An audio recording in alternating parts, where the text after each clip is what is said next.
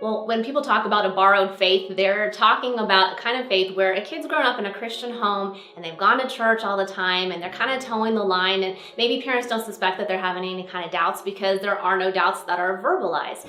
And they eventually go off to college, but they aren't really a committed follower of Christ at that point. They just kind of borrowed their parents' faith all that time because they didn't want to rock the boat. And I'd say the number one sign that that's happening is that they never ask questions.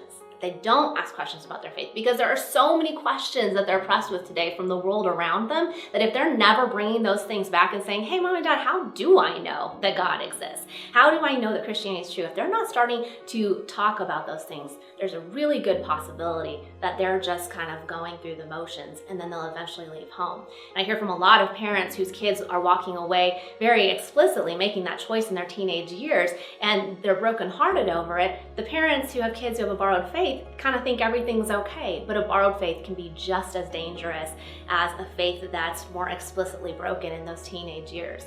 So the number one thing that I think that we can do if we think that our kids aren't really processing those deeper questions, or they're not bringing those questions to us, is to put the questions in front of them.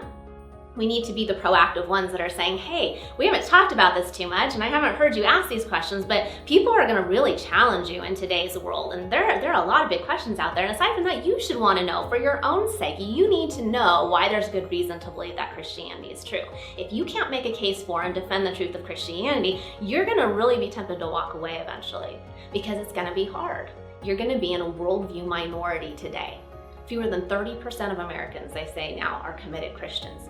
Are you ready to be in that worldview minority? You're going to feel the pressure, you're going to feel the challenges, and if you just have a borrowed faith, then you're going to walk away because it's just easier. So it's really important that we help kids move from that borrowed kind of mentality to have an authentic faith, to really ground them in it, get those big questions in front of them about how we know Christianity is true, and then of course model it in our own walk with the Lord so that they're hungering for it and that they want to have a faith like that.